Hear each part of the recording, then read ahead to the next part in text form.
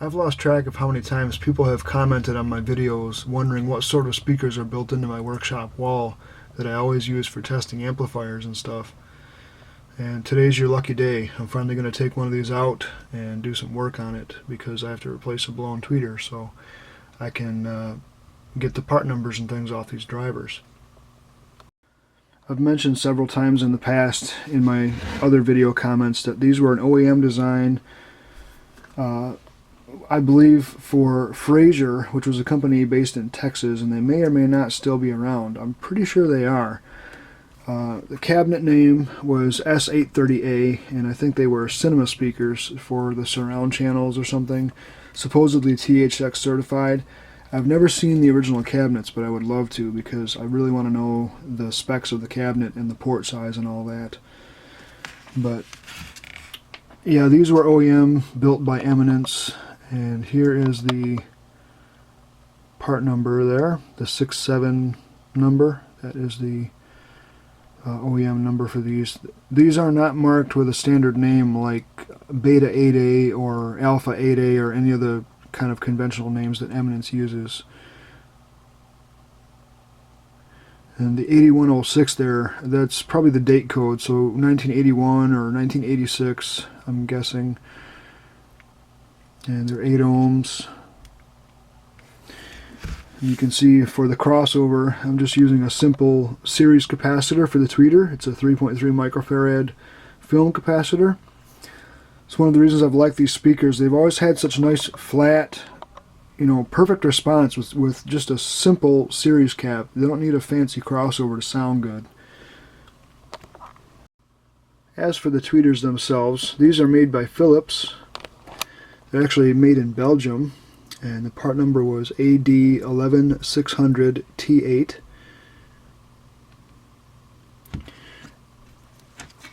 They're actually a fabric dome tweeter. Very nice, smooth, non-fatiguing tweeters. Probably one of my favorite ones that I've listened to.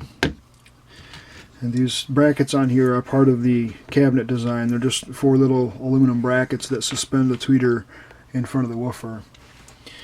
Nothing too fancy. And I actually had a spare set of tweeters, however one of them ended up being bad, and I also found that they were a different version.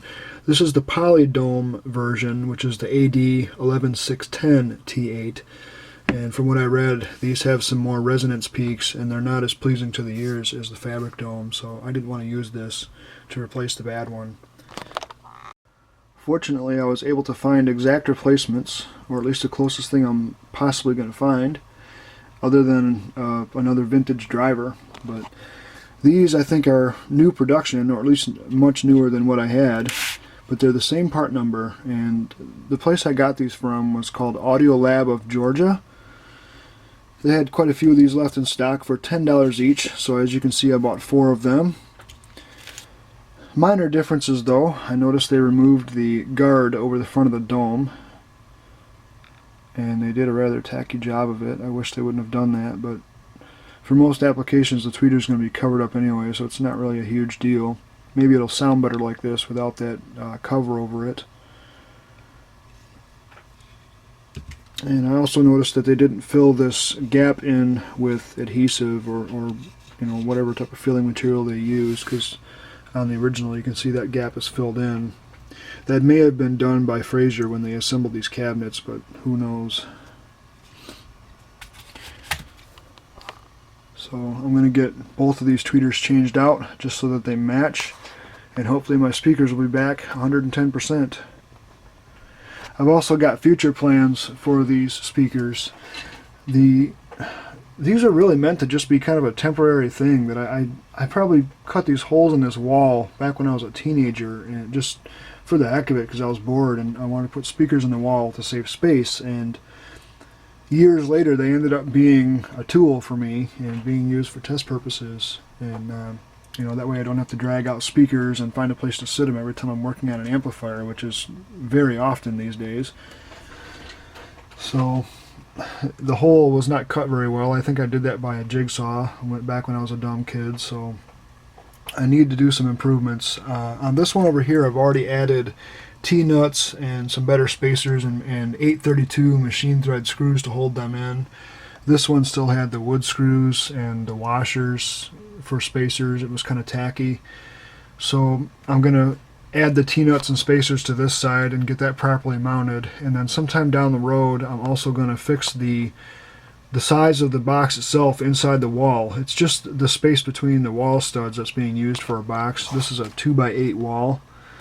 So it's about 7.5 inches deep, and I want to say 78 or 80 inches high or something, by 15 inches wide. So it came out to like a little over 4 cubic feet when I calculated it, and I guess you could say it's a sealed box. It's not optimal for these drivers, however, and I'm planning on finding the specs of these drivers and then changing the internal size of that box by adding baffles in there and some acoustic material and also a port to properly tune these enclosures for these drivers. But that'll have to come later because I just don't have time to do it now.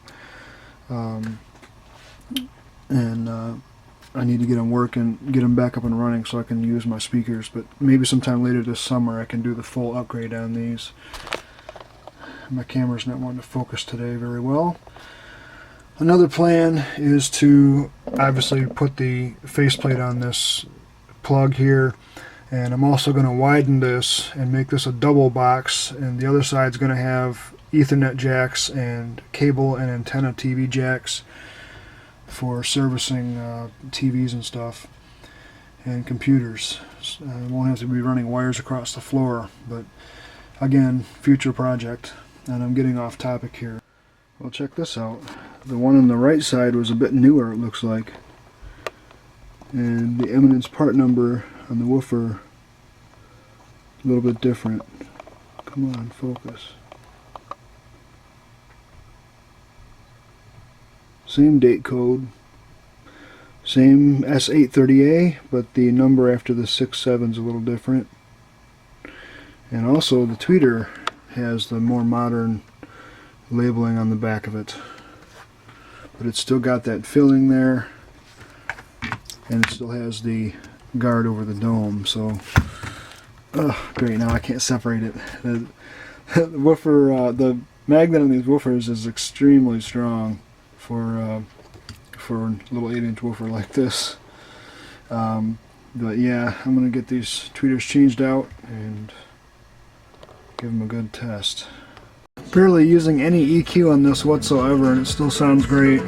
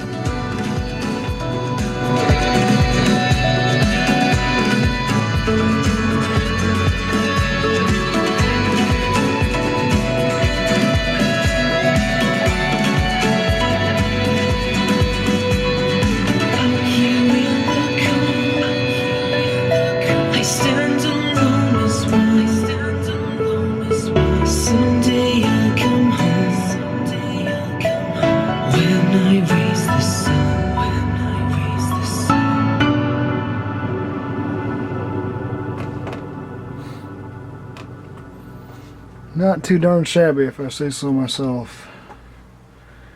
I always like listening to these speakers. They're just kind of a no frills, you know, nice natural sound.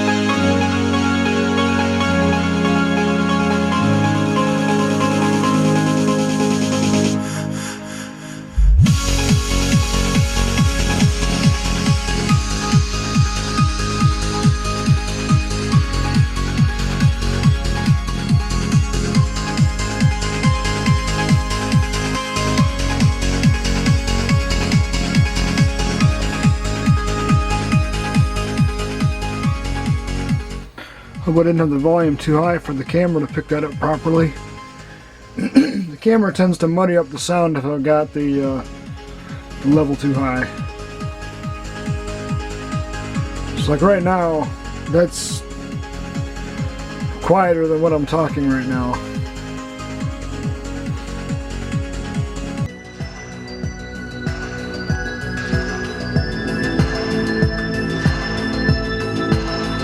Another one with the with no EQ being used.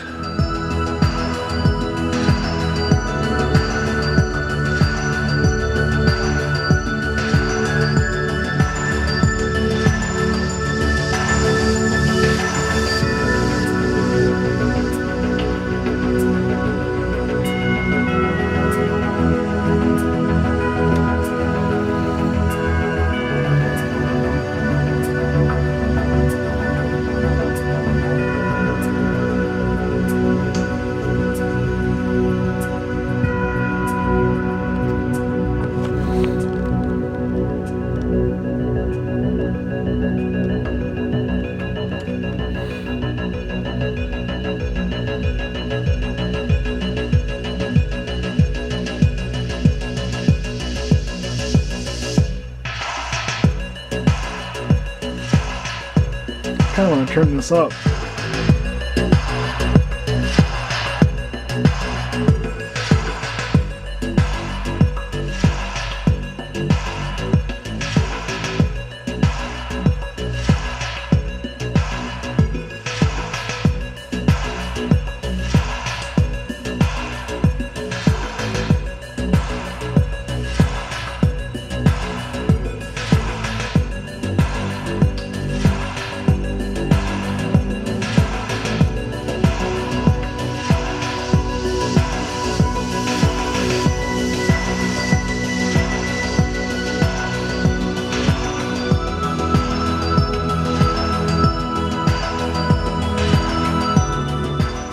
Probably overloading the camera there a bit, making it sound like crap.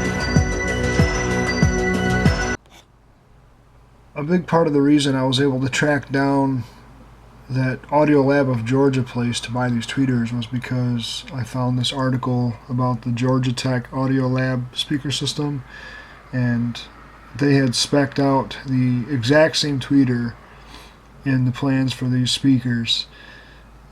And they had provided links to some places to get them, one of which was the place that I ordered mine from. And oddly enough, this design also uses an Eminence woofer. This is a 10-inch size woofer though, and the 10290 part number unfortunately didn't turn anything up, so I'm thinking this article is pretty old. But it was an interesting read. And they're using a Peerless mid-range for this. This must sound really good with a setup like that, all optimized for the drivers and everything, and a true three-way system with a crossover. But let me see if I can pull up that data sheet real quick too. Here's a look at the data sheet for those tweeters. It has both the 4 ohm and 8 ohm varieties. I'm using the 8 ohm version in my system. Resonance frequency 1300 Hertz. Power handling capacity is actually only 20 watts at 2 kilohertz or 50 watts at 4 kilohertz. And since they're specifying a 3.2 microfarad capacitor for 4 kilohertz and mine's a 3.3, it looks like my crossover frequency is just slightly above 4 kilohertz. So I guess those woofers that I'm using are pretty good in that range as well, because I've never noticed any lack of mid-range or anything, and they sound really good as is. But I could increase that series capacitor slightly, maybe up to a 4.7 microfarad, and fill that mid-range in even better than it does now. So of course then it would decrease my power handling, so I'll probably just leave it for now. It sounds good as is.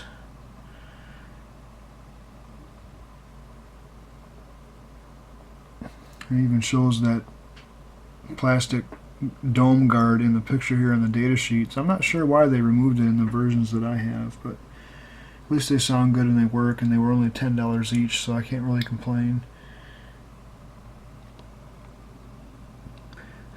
Data sheet says April 1983, so these things are up there in years.